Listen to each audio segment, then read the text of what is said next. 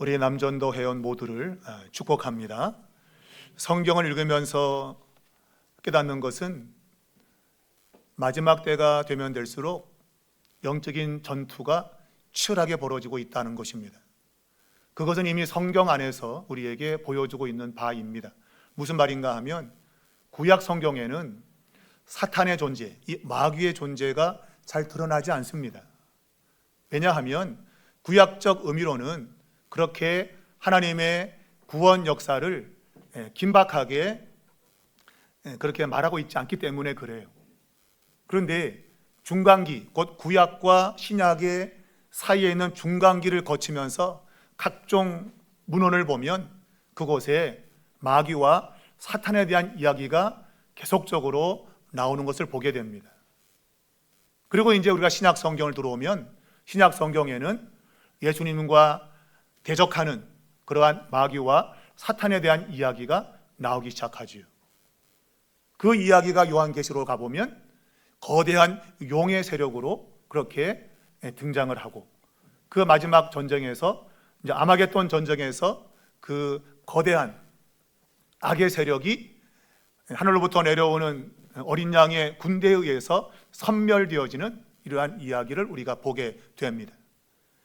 그러니까 영적 전쟁이 심해지고 또 그것이 확대되는 그 이유는 그만큼 구원이 가까웠다는 얘기입니다. 하나님이 예수 그리스도를 세상에 보내신 것은 사람들을 구원하기 위함인데, 죄 가운데 있는 사람들을 구원하기 위해서 하나님이 그의 아들을 보내신 겁니다. 그러니 그동안 잠잠했던 마귀의 세력이 가만히 있을 수 없는 거죠. 하나님의 구원이 이루어질 테니까 그들이 구약에 잠잠히 있었던 그들의 세력을 이제는 드러내기 시작한 거예요. 그래서 영적으로 아주 혼돈이 오는 그 시간은 하나님의 구원이 가까운 거다라고 보면 틀림없는 겁니다. 그것이 구약 성경과 신약 성경을 통해서 우리가 깨닫는 바입니다. 오늘 우리는 이 세상 속에 전쟁이 일어나고 있는 현장을 우리는 보고 있습니다. 물론 그것을 다 볼 수 없지만 우리는 대중매체를 통해서, SNS를 통해서 지금 지구상에 전쟁이 벌어지고 있는 것을 우리는 보고 있습니다. 그 전쟁의 참혹함은 이루 말할 수 없죠. 그 전쟁을 진다고 한다면, 전쟁 과정도 불행하지만 그 전쟁을 진다고 한다면 더 큰 불행이 오게 되는 것입니다. 그러므로 그 전쟁은 필연적으로 이기는 전쟁이 돼야 되는 것이죠. 오늘 우리는 이 성경에서 이와 같은 전쟁에 대한 이야기를 하는 것을 듣게 되는데, 바로 사도 바울이 그의 믿음의 아들 디모데에게 보낸 편지 속에서 발견할 수 있는 겁니다. 오늘 2장의 본문을 보면 바울이 디모데에게 예수 그리스도의 좋은 병사가 되라고 권면하고 있습니다. 병사, 쉽게 말하면 군인이죠. 싸우는 사람을 가리키고 있습니다. 곧 하나님의 사람들은 이 세상에서 싸우는 존재다. 근데 그것이 무력으로, 힘으로 치고받는 싸움이 아니라 보이지 않는 영적인 싸움인 것입니다. 그 영적인 싸움을 잘 싸우는 예수님의 군사가 되라고 지금 사도 바울이 그의 믿음의 아들 디모데에게 말하고 있는 것이에요. 오늘 남전대 헌신 예배인데 앞에도 여기 성경 구절에 없군요. 현수막이 없어서 지금. 거기 보면 제가 들어가면서 고린도전서 16장 13절의 말씀을 제가 썼는데, 거기 보면 깨어 믿음에 굳게 서서 남자답게 강하라 그랬어요. 물론 여자들이라고 강해지면 안 된다, 그건 아닌데, 그런데 남자들에게 말하고 있는 거예요. 남자답게 강하여라. 전통적으로 이제 남자가 훨씬 강하지 않습니까? 그래서 강하다는 의미는 남성들에게 주로 사용되고 있는데, 요즘은 여성이 더 센 것 같아서 좀 그렇지만 우리 남성들이요, 힘을 내시라. 오늘 성경이 남자답게 강하라 그랬어요. 오늘 이 본문을 보면 마치 하나님이 어떤 전쟁에 있어서 작전 명령을 내린 것 같은 그러한 말씀을 오늘 어찌 보면 남자들에게 주고 있는 겁니다. 왜냐하면 디모데에게 부탁하기 때문이죠. 자, 우리는 오늘 치열한 삶의 현장 속에 있습니다. 여러분이 살아가는 모든 삶의 현장은 어찌 보면 전쟁터와 같은, 그것이 실제로 우리가 물리적인 육체를 가지고 부딪히는 어려움도 있지만 정신적인 것, 또한 특별히 영적인 것에서 전쟁이 벌어지고 있다고 하는 것입니다. 이것을 감지하는 것이 매우 중요합니다. 이걸 감지 못하면 자기 자신이 지금 영적으로 지금 눌려 있는지 아니면 영적인 에너지를 갖고 살고 있는지를 모르는 거예요. 그것만큼 불행한 것이 없는 겁니다. 오늘 과연 우리는 성경에 말하는 대로 주님의 좋은 병사로 지금 서 있는가, 우리는 이 말씀 가운데서 점검해야 되고, 그리고 이 성경이 말하는 세 가지의 원리, 이걸 따라서 주님의 좋은 병사가 되어야 될 줄로 믿습니다. 자, 첫 번째 보면 오늘 바울은 좋은 병사가 되는 길 원리 첫 번째를 은혜라고 하는 복음로를 확보하라고 말하고 있습니다. 전쟁을 하면 복음로가 매우 중요합니다. 아무리 군사력이 강해도 복음로가 끊어지면 그 전쟁은 지게 됩니다. 그래서 전쟁에 관한 말이 있는데, 전투는 작전이 하지만 전쟁은 군수가 한다 그랬어요. 군수는 군에 있는 우두머리를 말하는 게 아니고, 군수 그게 아니고 군수 물자, 전쟁하는 물자를 가리키는 거예요. 그러니까 전쟁하는 물자가 끊임없이 보급이 되면 그 전쟁은 이긴다는 겁니다. 지역적인 전투에서는 작전이 중요하지만 전체 전쟁에서는 보급, 물자가 계속적으로 보급이 돼야 그 전쟁을 이긴다는 격언입니다. 우리는 이러한 것들을 역사 속에서 우리는 보게 되는데, 우리가 아는 나폴레옹이 러시아 원정을 떠났는데 그 알프스 산맥을 넘어서 기나긴 그 추위와 맞서서 러시아와 전쟁하러 갔는데 결국은 물자가 공급이 되지 못해서 그 멀고도 험악한 그 지형 속에 물자 공급이 안 되었던 거예요.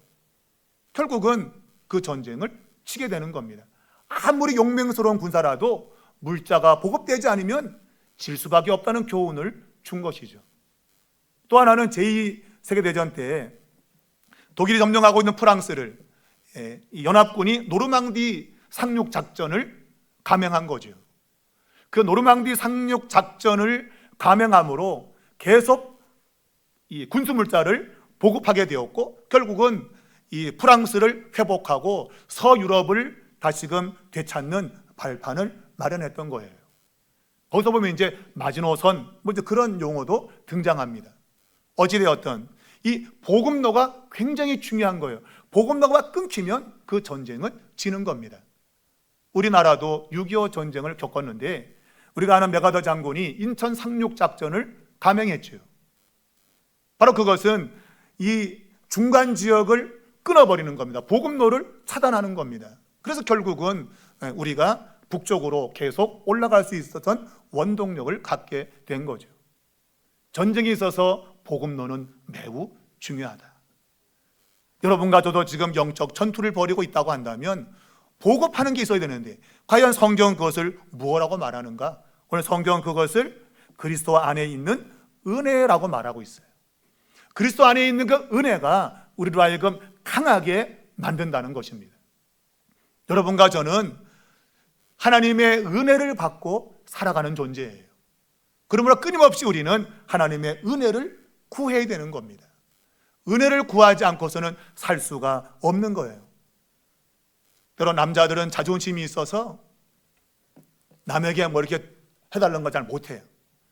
저희 아버지 경우를 보면 힘들면 가도 좀 이렇게 해달라 할 수 있지. 우리 아버지 안 하셔.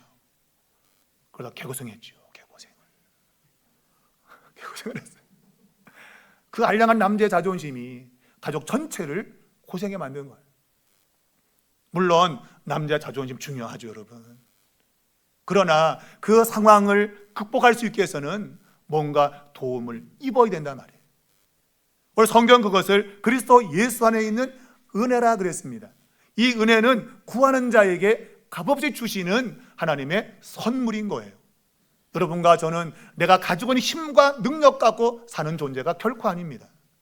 하나님의 때를 따라 우리에게 부어주시는 그 은혜가 보급될 때만이 우리는 강하게 이 세상을 살아갈 수 있다고 하는 거예요. 그래서 세상은 우리의 실력, 우리의 지위, 우리의 재력, 우리의 경험을 중시합니다. 그런 것이 많으면 강해진다고 말하는 거예요. 그런데 성경은 은혜 안에서 강해진다라고 말하고 있는 겁니다. 여러분, 은혜 안에서 강해진다는 얘기는 나의 힘을 빼는 겁니다. 내가 가지고 있는 모든 것을 내려놓는 겁니다. 그리고 하나님이 주시는 은혜로 무장을 하는 것입니다. 나의 무능을 인정할 때 하나님의 은혜가 우리에게 임하는 것입니다. 내 힘으로 싸우려고 그러면 꺾어지고 넘어지고 쓰러지게 되지만 주님의 은혜로 우리가 이 세상을 산다면 우리는 날마다 강건하게 살아갈 수가 있는 거예요. 강건한 이런 삶에서는 반드시 복음로가 있어야 된다. 바로 그것이 은혜인데, 은혜는 어떻게 찾아오는가? 이거는 설명 안 해도 뻔한 겁니다, 여러분. 매일의 말씀과 매일의 기도 속에서 우리는 이 은혜를 보급받는 거예요. 그러므로 말씀을 듣는 자리에 있어야 되고 기도하는 자리에 있어야 됩니다. 그 시간이 비록 내게는 좀 힘든 시간들이지만 그러나 그런 자리에 있을 때만 비로소 우리에게 은혜가 공급되는 거예요. 그 은혜를 가져야만이 우리는 이 세상에서 강건하게 살아갈 수 있다. 여러분, 너무나 당연한 거지만 너무나 우리가 행하지 않는 겁니다. 말씀을 들으러 오는 자리에 내가 얼만큼 열심을 내고 있는가, 기도하는 자리에 내가 얼만큼 내가 힘을 쏟고 있는가 돌아보면 하지 않고 있다. 그리고 매일매일 삶 속에서 불평과 원망과 자신의 방법을 동원하려고 하는 그런 것이 계속 반복되어지는 그런 모습이 일어나고 있는 거예요. 사랑하는 여러분, 하나님의 은혜를 구하십시오. 하나님 제게 말씀을 주시고 제게 기도에 힘을 주시고 기도를 통하여 하나님이 축복의 창고를 여는 이런 역사가 있게 해달라고 은혜를 구하는 여러분 될 수 있기를 축복합니다. 두 번째 원리는 믿음의 계승을 위한 리더십이 필요하다고 하는 거예요. 오늘 2절에 보면 많은 증인 앞에서 내게 들은 바를 충성된 사람들에게 부탁하라 그랬습니다. 하나님의 일은 혼자 하는 게 아닙니다. 나 혼자 감당하면 언젠가는 번아웃, 탈진이 되는 그러한 상태가 오게 되는 거예요. 그래서 주님의 일은 함께 해나가는 겁니다. 내가 아무리 충성되어도 또 다른 누군가와 함께 하지 않으면 언젠가는 끝이 나는 거예요. 제가 늘 이야기하지만 당대의 좋은 교회가 좋은 교회가 아니고 시간이 가서 계속 좋은 교회가 진짜 좋은 교회다. 여러분과 저가 오늘 은혜를 받아서 와 우리에게 지금 막 불타오르는 것 같지만 그러나 또 다른 사람에게 부탁하지 않으면 그 타오르는 불은 꺼져버리는 겁니다. 그 불이 계속 붙어서 계속 시간 속에서 흘러가도록 또 다른 누군가에게 부탁을 해야 돼요. 오늘 성경은 충성된 사람들에게 부탁하라 그랬습니다. 그리고 그 사람들은 또 다른 사람들을 가르치고 세우는 그런 일을 할 것이라고 말하고 있습니다. 곧 좋은 병사는 다음 세대를 세우는 전략가다. 전략적으로 다음 세대를 세우는 겁니다. 우리가 지난 주일에 사역 지원서를 제출했는데 거기 보면 우리 교육사역위원회가 있잖아요. 아이고 나는 교사에 자질이 없어 못하겠어? 그러면 안 돼요. 여러분. 아이들을 위해서 내가 기도로 협력하겠습니다. 그래서 누구누구 이름을 내가 적고 그 아이들의 이름을 품고 기도하는 거죠. 전략적으로 기도하는 거예요. 이 아이들에게 하나님 말씀을 주시고 능력을 주시고 성령의 충만을 달라고 그들 이름을 부르면서 기도하면 그들의 다음 세대가 믿음으로 서나간단 말이에요. 근데 우리는 아유 나는 가르치는 재주도 없고 나는 못해 그런단 말이죠. 여러분 다음 세대가 없으면 우리 삼일교회는 없는 겁니다. 여러분. 여러분과 저는 흘러가는 물입니다. 새로운 물이 와야 되는데 그 물이 그냥 옵니까 여러분? 그냥 오냐고요. 그냥 오지 않죠. 우리가 우물에서 펌프를 할 때 거기다 물을 넣어야만이 물이 끌려 올라오지. 아무것도 없는데 올라와 펌프질하면 올라오냐 말이에요. 그죠? 안 올라온다 이거예요. 그러니까 거기에 나의 삶을 들어보내야 다음에 물이 끓어올라올 거 아니에요. 그러니까 여러분과 저가 다음 세대를 위해서 헌신해야만이 하나님의 교회는 든든하게 서가는 겁니다. 바로 그런 일을 오늘 바울이 디모데에게 하고 있는 것이고, 또한 디모데는 충성된 사람이 그걸 해야 되고, 또 그들은 또 다른 누군가에게 그것을 해야 된다고 하는 거예요. 그것이 하나님의 나라가 계속 세워져 나가는 원리라고 하는 것을 우리에게 말하고 있어요. 쉽게 정리한다면 영적인 재생산, 바울이 디모데에게 충성된 사람들에게, 충성된 사람들이 또 다른 사람들에게 계속 이어져 가는 이러한 전수 과정이 필요하다. 여러분은 학생들이나 아이들이나 청년들을 마음에 담고 기도하십니까? 그냥 뭉뚱그려 그냥 주여 아시지요? 이거 말고, 하나님 우리 교회에 아무개무 청년이 있는데 그에게 하나님 은혜를 주십시오. 전략적으로 해야 돼요. 전략적으로. 그냥 대충이 아니라 전략적으로 이름을 불러가며 하나님 저들에게 은혜를 줘야 됩니다. 그런 지도가 있어야 된다. 그래야 그들이 영적인 리더로 세워지게 된다는 것이죠. 오늘 남전도 회원들, 우리 교회에는 젊은 청년들 품으시고 기도하시기 바랍니다. 그들이 여러분의 뒤를 따라서 또한 남전도가 될 것이고 이 교회를 이끌어가게 될 것이기 때문입니다. 세 번째는 사명에 집중하는 삶의 태도가 필요하다는 거예요. 3절과 4절을 보면 병사로 복무하는 자는 그를 부르신 자를 기쁘게 하려고 자신의 사사로운 일에 얽매이지 않는다. 이 말 들으면 그러면 아무것도 하지 말라는 얘기인가? 나도 먹고 살아야지. 먹고 사세요, 여러분. 이 말은 먹고 사는 일을 하지 말라는 뜻이 아니에요. 삶의 우선순위를 바르게 잡으라는 겁니다. 생업을 포기하라는 말이 아니라 더 중요한 것에 우선순위를 둬야 된다는 말이에요. 여러분, 세상 끊임없이 먹고 마시는 문제로 인해서 우리를 거기에 신경 쓰게 합니다. 야, 이거 없으면 너 못 살아. 계속 그런 것에 우리의 마음을 빼앗기게 만들어요. 그러다 보니까 영적인 사명을 잃어버리는 거죠. 그래서 말씀과 기도가 사라지게 되어지고 궁극적으로는 우리가 원했던 것들을 제대로 이루지 못합니다. 세상의 근심과 염려. 그래서 씨 뿌리는 비도 보게 되면 이 근심과 염려가 그 씨가 자라는 것을 막아버리게 합니다. 우리가 볼 때는 당장 세상 것을 염려하면 거기서 열매가 맺힐 것 같지만 그 염려와 근심 때문에 열매가 맺히지 않는다고 말하고 있어요. 아이러니한 거죠. 곧 우리의 삶의 목적은 열매를 맺는 것인데 그 열매는 우선순위를 먼저 바로 잡을 때에 일어나는 것입니다. 곧 우리의 대장 되신 우리를 부르신 예수 그리스도에게 초점을 두는 겁니다. 주님이 기뻐하시는 일을 찾는 겁니다.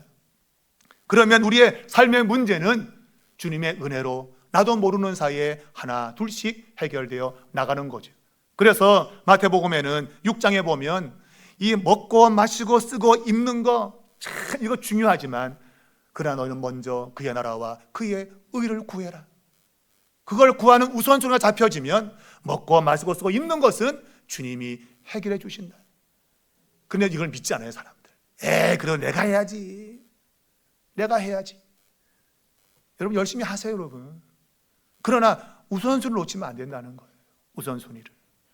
주님의 나라가 이루어지는 그 일을 해야 되는 것인데 그것은 우리의 때로는 감정을 절제할 수 있어야 되고 때로는 내가 원수 같은 사람도 용서할 수 있어야 되고 때로는 근심 걱정되지만 그러나 그것을 십자가 앞에 가지고 나와서 내려놓는 이런 일들이 필요한 거예요. 그래야만이 우리의 삶에 보이지 않는 그러한 열매가 하나씩 둘씩 보여지게 된다는 것입니다. 여러분과 저는 일터와 가정이라고 하는 치열한 전쟁터에 지금 파견된 그리스도의 병사입니다.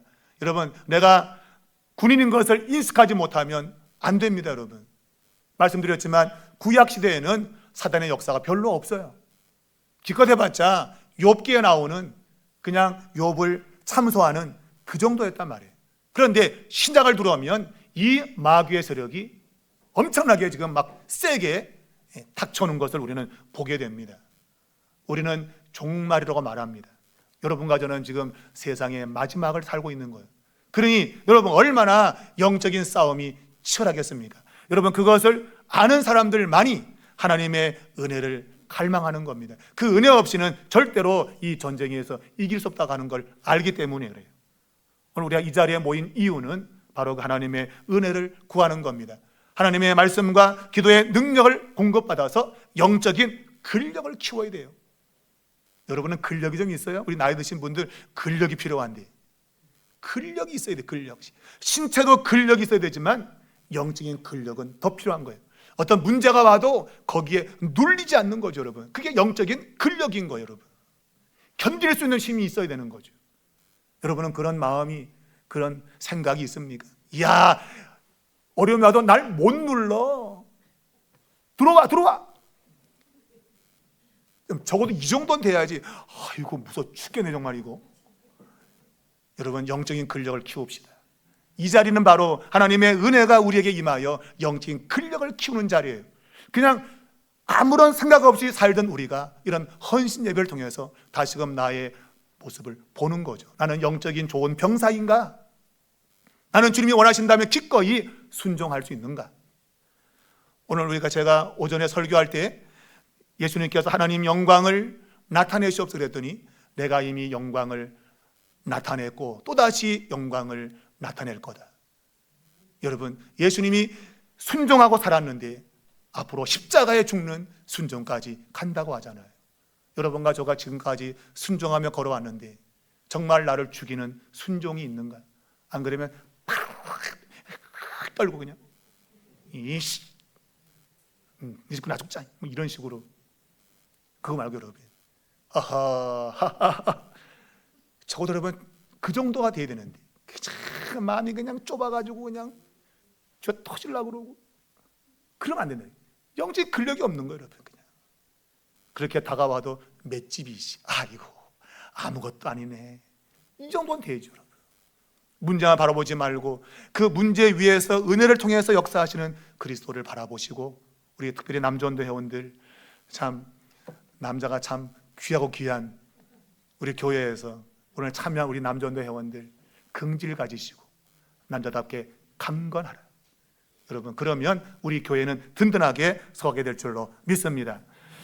마지막 주께서 말씀하시겠죠. 그러한 사람들 향해서 착하고 충성된 종아 잘하였도다. 여러분, 이 말 듣기 위해서 우리는 이 자리에 모인 겁니다.